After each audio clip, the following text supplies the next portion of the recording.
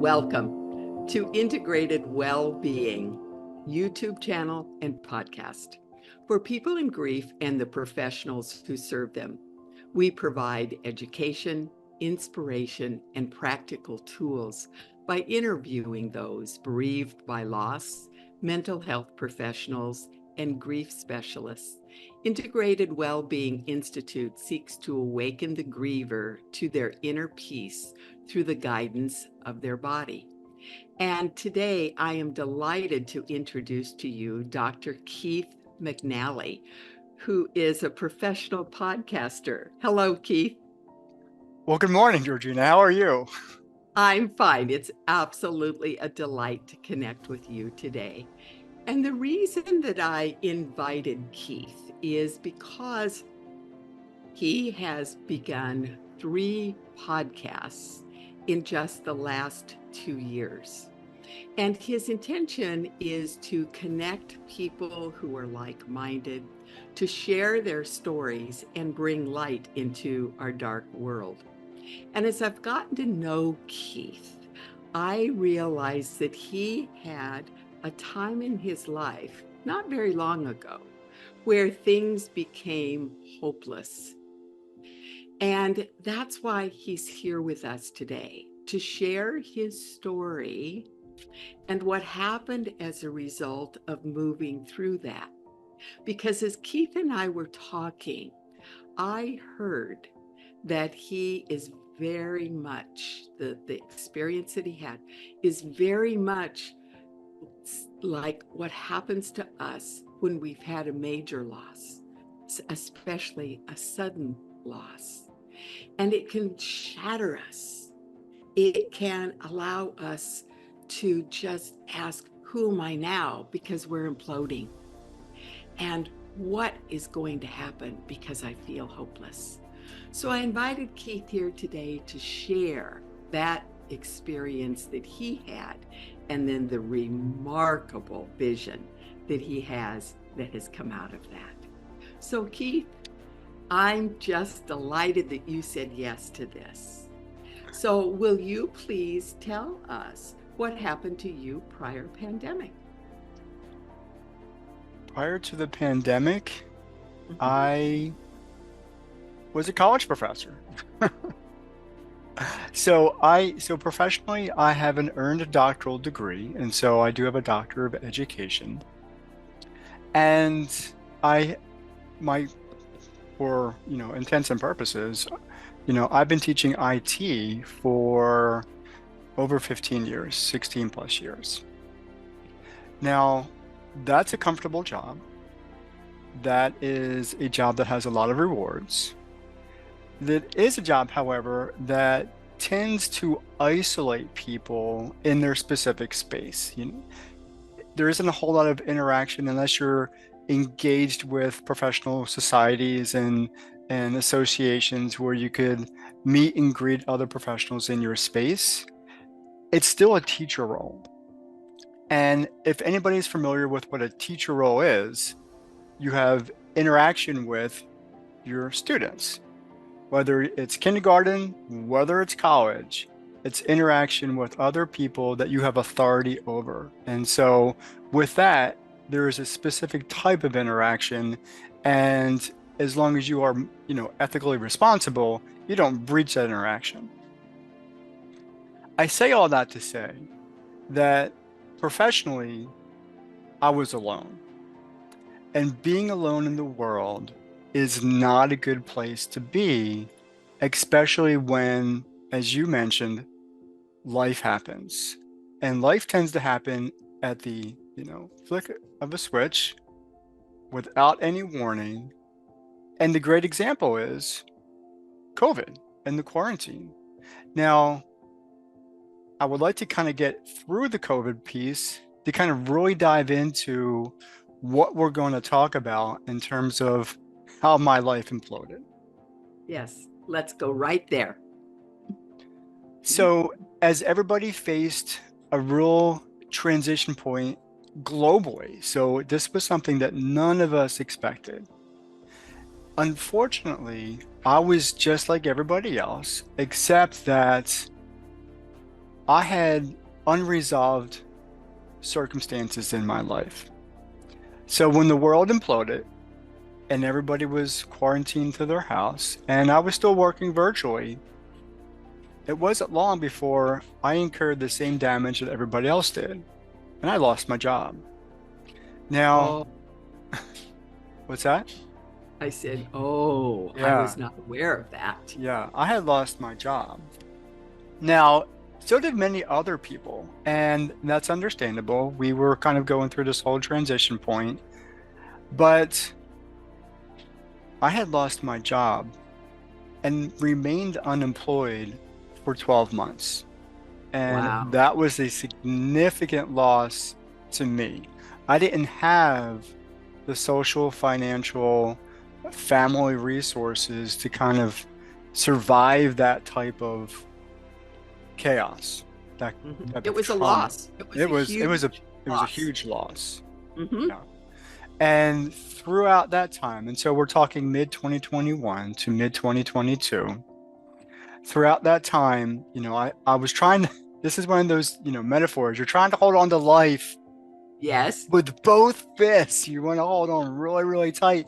And the tighter, the more you hold on, the tighter that you're holding on, the faster life seems to be slipping through your grip, right? And that And happens to so many people who are in grief. See, you probably didn't even realize you were in grief because of this major loss. well, I was in something. I did, I certainly didn't call it grief, but I knew it was something. So please continue. So it was about 6, 7, 8 months in. So, and I'm going to give this. So we're looking at a 12-month window, and so I do want to make that important. That's an important piece to the story because I gave myself, as we were moving towards the 12-month period, I was already behind my mortgage payments. Money was scarce, if not gone. I was working part-time, so part-time monies in, even the 2020, 2021, and 2022 economies wasn't a good thing to have. I felt like giving up. I said, I can't, I'm going to lose my house. And it was really an issue of my ego. It was an issue of really, I'm 52, at the time. I was 52, 53, and this is what my life had become. So what's the point? So I had lost all confidence in myself. I had lost all value in myself. And I lost really purpose. Even if I didn't have purpose to begin with, I certainly didn't have it now. So I made the attempt. And for me, I don't know if open disclosure, if I had a gun, I wouldn't be here. But for me, suffocation is kind of the go-to because I did it in 2013 and did it in 2021. And I may have done that because there's a more chance of failure than if I were to have a more fatal means of doing this. And I don't want to, put too Wow. much detail into the No. conversation, but just recognize that maybe your subconscious kind of works with us. Yes. And it wasn't so much that I wanted to die. There's this adage, you just don't want to live anymore. I mean, life is just so Yes. horrible that waking up and, just dreading the day, dreading another failure, dreading another job interview that isn't going to push you anywhere. So I was living like that for quite some time. Now, there are some aspects to this story that do provide a silver lining, some light at the end of the tunnel, some people that I Hmm. started to meet. And so this is kind of where the transition point was. But before we get to that pivot, recognize this. I could have easily have lost my house. I mean, I was within 3 months of not paying the mortgage, and somehow I had slipped through the cracks. And so that was just really weird. Until, me and the mortgage company kind of sat on the phone and said, if I'm not employed by the end of May, May of 2021 or 2022, that's it. Let's go ahead and make that transition. But why that's important is because the first pivot was intellectual. Earlier, I Mm, said I was trying to hold on to everything, yes. but something switched. There was like this, whatever, aha moment. I'm not quite sure, but I became at peace with the resolution that I could lose everything. Mm-hmm. Living in a homeless shelter, whatever that looked like. I do have, Mm-hmm. people in the house. I do have a 14-year-old daughter here, so that probably wouldn't have been too good. But what I'm saying is that because I was no longer holding tight to what I was losing, Yes. I was offered a job. And let's pause there. And the reason that I would like to pause is that what I interpret, what I experience was surrender. When you let go, you surrendered. And because that tightness was no longer there as a resistance, the new could flow in. And that's what happens so often when we're in grief, is this change has come upon us and we don't want it. We want our old life back. And what I heard you say when you had the intellectual shift was a form of acceptance, a form of allowing. And that's really important too, for you to say, okay, life is uncertain. And in this point, it's really uncertain. And I'm looking at this possibility and I give up. And guess what? Something shifted and you got a job. So thank you. I wanted to, just clarify some of those things from my words and how working with people in deep grief, gosh, we have to navigate the ocean of emotion. Did you get numb as you were hopeless? Was your emotion anger? Do you remember? Can you share that? I can and I will. And so for me personally, when that hopelessness sets in and you everything, I guess numbness is a good word. I've never really tried to either quantify it or qualify it. I do know this, and I'm going to tell you this. There were many a day I cried in the closet. Um, you know, put myself in the closet, shut the door, and cried until there were no more tears. And now I'm telling the world because that Thank is you. that's an embarrassment for it's easy to be ashamed as a midlife, 50 Mm-hmm. some odd year Mm-hmm. old man crying in the closet. And, I want to look back and say, well, Keith, you should have been a man, be a man, face it with whatever constitution that you have. I didn't have it. I wish I did. I didn't have it. I went and cried in the closet. I felt hopeless. I felt helpless. And Mm-hmm. to some extent, I was. I was hopeless and I was helpless. And so I'm going to pause you there because without your awareness, what you were doing was grieving every day. And you were getting that emotion up and out. And yes, it was more hopelessness and more hopelessness and more hopelessness. And the tears did not get stuck in your body. So thank you. Thank you for sharing that part of your story with us. Well, that lends itself to just being willing to be vulnerable at this point. And so we are, you know, 2.5, 2 years past that point. And so there's a lot to be said for the transition forward. Are you ready for that part of the story? Yes, yes. I recognized the need for everything to be different. But the most important thing that needed to be different was my connection with and relationships with people because I didn't have that. I'm an adult white man who never found a way to create friendships in life. Not to any real quality. Now, that's not to say I didn't have any, but they were few and far between. And to be honest, the older that you get, the more isolated that became, or I became, I should say. So I recognized my need to literally have conversations to get things started. I'm not quite sure how I recognized that need, but it seemed to be innate and natural and the only place where I was. And so again, where are we? We're in quarantine. We're locked down socially. We're in our homes. This was the only form of communication available. Now there is a cell phone, but the virtual experience like this was becoming commonplace. And the only social platform that I really was on was LinkedIn. And so I have to recognize there are other social platforms that I'm just that give me a headache because they're too noisy. LinkedIn is so much more comfortable and in my space, Yes. and very unnoisy. And it's calm, so there isn't like flashing bells and whistles and a whole lot of craziness that is on other platforms.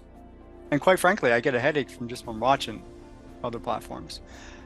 But several years back, I had about 2,000 connections. And maybe I knew, air quotes, maybe a handful of them. Mm-hmm.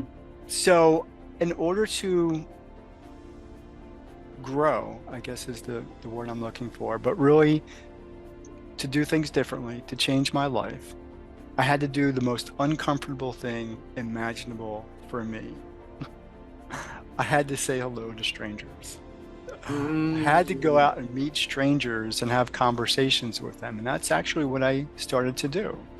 Mm. Um, and what was unique about these conversations is that because, again, COVID, quarantine, chaos, everybody was dealing with their own life loss, grief, whatever that was. But the people that I was connecting with and who were willing to have a conversation with me were those people who, for more or less, for lack of a better word, took it as a challenge. They said, okay, this is what you're throwing at me. I'm going to step up. Now, these people incurred very much the way I did, and I had incurred, financial loss of a job, so other people, loss of job, loss of home. So they had incurred very much. Even loved ones died. This is COVID. It is. And they knew the same thing that I knew, that they had to do something differently. Mm-hmm. And they stepped up and did it. So they were making transitions, pivots, shifts, changes, whatever word, whatever vernacular you want to use. They were doing it two ways, intentionally and purposefully, because they no Mm. longer wanted to be hurt. They wanted to be whole. I wasn't ready to be whole yet, but I knew I needed to have every conversation possible. And so what I was doing essentially was growing through every conversation. I was living vicariously through every conversation. I was Mm. learning what everybody else was doing to change their life. And eventually, after 1,000 conversations, or maybe closer to 500, but I've had a Okay. thousand. I've had a thousand. It was probably at the 500 mark that I was finally internalizing everything. I'm over the 1,000 mark now, Mm. in the short period of time since COVID. I now, and even in this conversation with you, can be open, can be honest, and can be vulnerable to the conversation that I hurt, I felt helpless, I felt alone, and I allowed myself to experience the emotion of pain, even to the point of tears, so that I could heal. And that self-awareness allowed you to grow roots Mhm. down, to feel stable and connected to the people that you were interviewing, didn't it? Mhm. Yeah. And then look how you've grown up. So we say here at Integrated Wellbeing Institute, Keith, you're not broken by this loss. You're broken open like a seed to root down in self-awareness and grow in new connections. And that's exactly how I am hearing your story. And that would be accurate. And when you read my bio, it wasn't intentionally. I didn't create a podcast intentionally from all these conversations. It was really a byproduct of so many people. And like I said, the people that I seem to be, whether the universe was wrapping itself around me, because I wasn't talking to the people who, and probably they couldn't talk to me, to the people who still felt helpless and hopeless because they probably Mm-hmm. didn't want to share their story. Not The yet. people, yeah, yeah, not yet. The people who were sharing the story were the people who were making the changes and being successful at it. And so I finally said, can I record this? Can I share it with the world? And so what is now the Question Guy podcast, now in season 5, so over 160 recorded conversations. You know, it started as level up because people were leveling up themselves, but because of my background as a college professor, the Question Guy and the Question Guy podcast became an obvious, transition for branding purposes. Mm-hmm. Mm-hmm.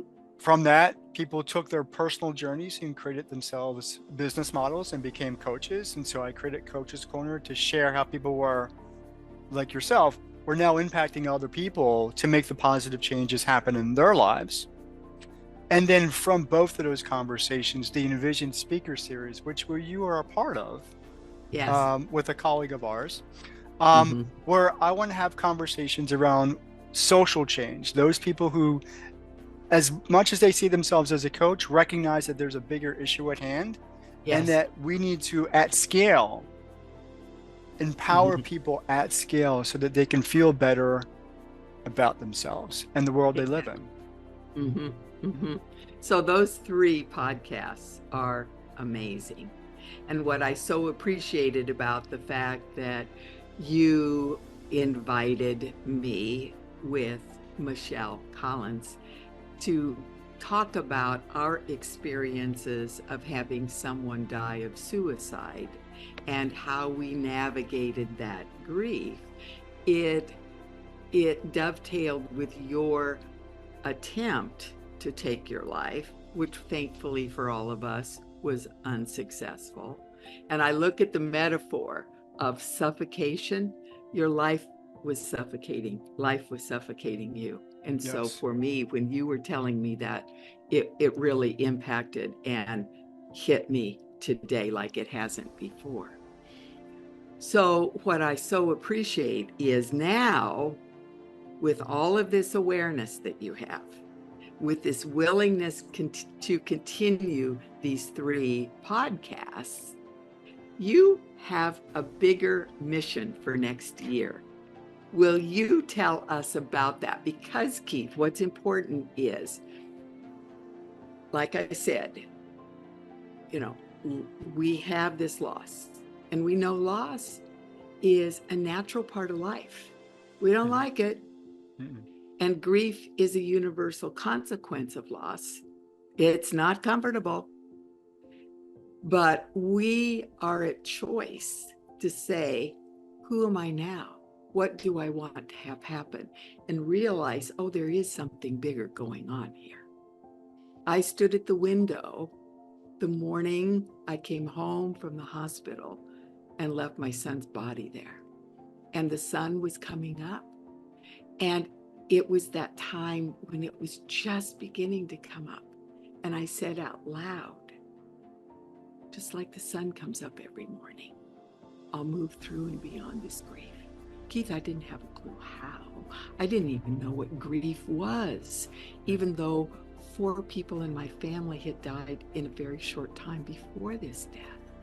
But each was different, each loss, because our relationships with those people are different. And so for you, it's so amazing that you had these ahas, you reached out to other people who had found their transitions. So thank you so much for doing that. So now let's go on to the exciting part of the story, because I want everybody to hear this so we can get on board with your dream. Tell us how it happened, what it is, and where we're going from here. We're going on a hike. And Okay. so there's a couple of things here. So at the same time that I'm having all of these conversations in 2022, I'm also writing a book. So there's a backstory behind the book, but there's different origin stories as to how this book manifested, because this book is kind of a manifestation of several different things. One, it was a professional need, because my colleagues were telling me, "What, you don't have a book? You better get on the stick here." But also, it was that healing, but subconsciously, there was something deep inside of me that was just kind of, being stirred up. And so the only way, or one of the ways, I should say, because I was having the conversations, but something had to be solid. Something had to be written down. Something had to become more sustainable. People had to read it, become aware of it. I wrote a book, Walking the Path of Leader's Journey, and it's about a young man who feels suffocated, and I'll use that word, that's the word we're using today, in the valley that he lives in, because it's very isolated. It's surrounded by mountains, and I don't need to go into too much detail, but he doesn't fit in. He's struggling to fit in. And his mentor says, "Well, what do you want to do about it?" He tells his mentor, "I think I need to leave. I need to cross over the mountain." So that was kind of the beginning of the seed being planted within my life. And after I wrote the book, I had a heart attack. Really, Keith? In October of 22. Yeah, after I finished writing the book, I had a heart attack. And that was another kind of, so death is hunting me. I don't mean to, that's not tongue in cheek, but death was hunting me for a long time. And it thought that if it couldn't get me through suicide, it's going to get me through a heart attack. And I've seen all those, movies where you're always being chased down and something's originally or going to get you. I did not die with a heart attack, but I learned what I was doing to my body.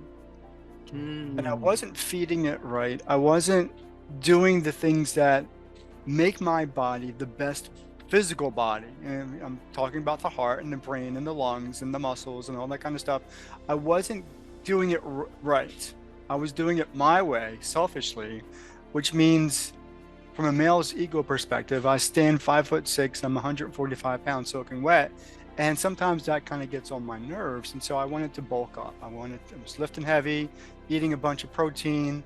And guess what I was doing?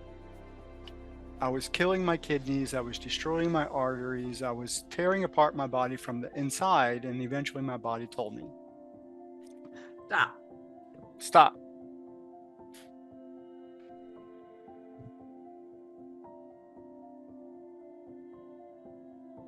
And so for you, it's an opportunity. I was just saying your body said stop, not us. So for you, your body said stop.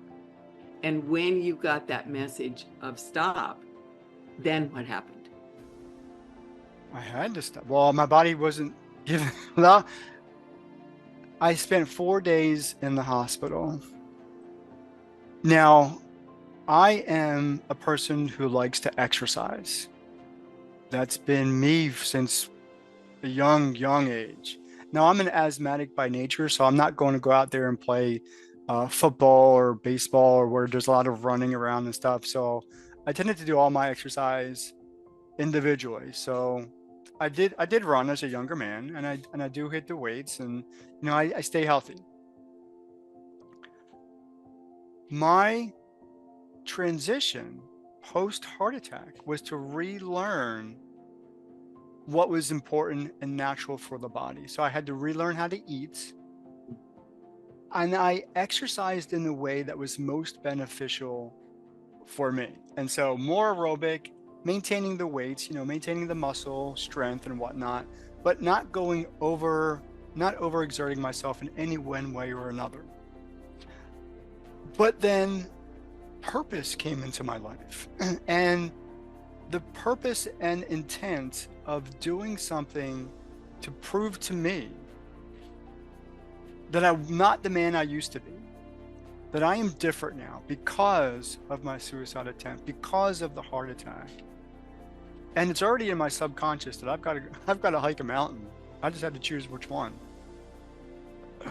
So I'm going to hike the Appalachian Trail. So the Appalachian Trail through hike, and the community calls it a through hike, meaning that you're going to hike all 2,193 miles consecutively.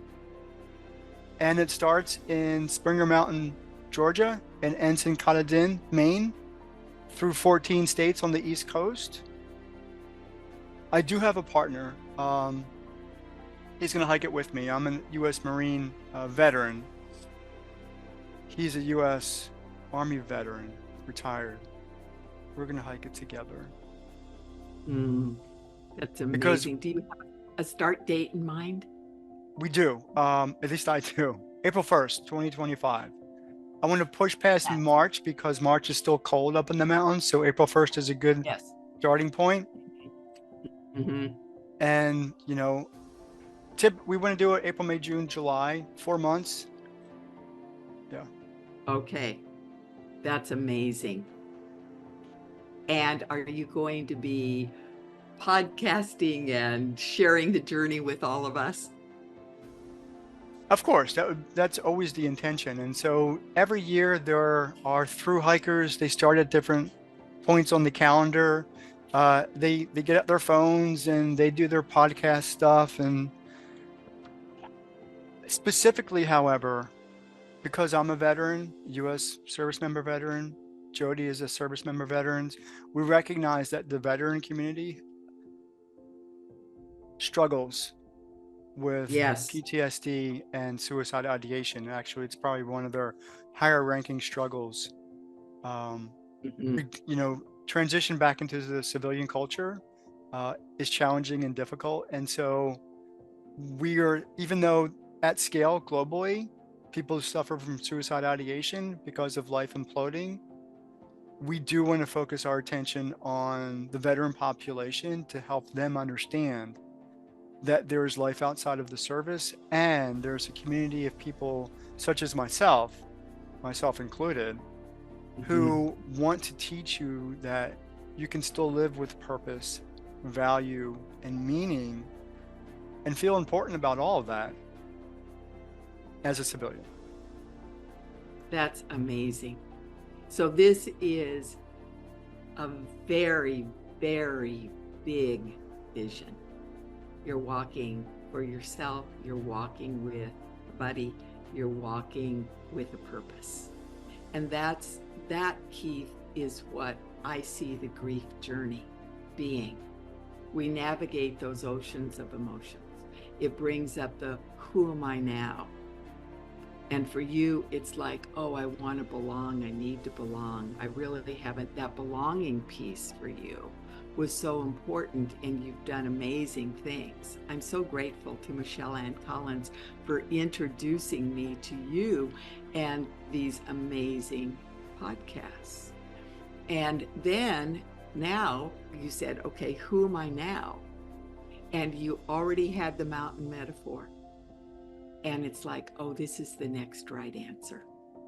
Mm-hmm. So we'll have a link in the information down below so that people can go to you, support you, find out what's going on with you, and be there with you on this journey. Because it's interesting to me that you've chosen April 1st. This is no April Fool's joke. It's really very serious, and yet there is a lightness about it because it's bigger than you are. And we'll say that, and you can say that, oh, Georgina, my feet are killing me today. There's nothing light about this. We're on day 5, and we've got all these days to go. Well, we'll recognize this in preparation and training for the hike. I am out there every day hiking with a 30-pound pack, 12 plus miles a day. And because of my training regimen has changed since since before the heart attack, where I was doing heavy proteins, my medical team, the cardiologist, the general practitioner, they advocate what every other doctor is going to advocate. Take your medications. I'm prescribed 4 different medications, blood thinners, all that kind of stuff. Yes. I take none of them. Now, I don't recommend that because most people don't change their life post trauma, post heart attack. My doctor looks at me and says, basically, you're just giving yourself a stress test every day. And I said, I guess I am, because my blood pressure prior to the heart attack was like 130 over 90.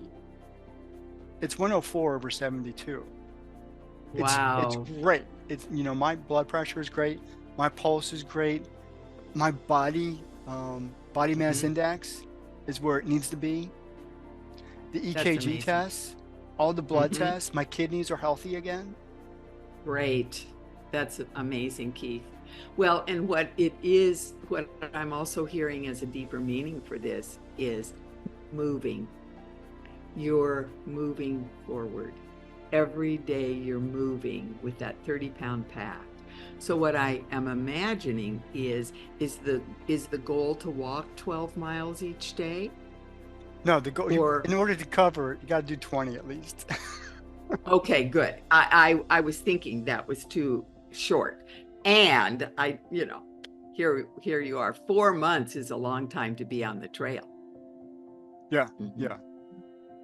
It really is. Well, that is absolutely amazing.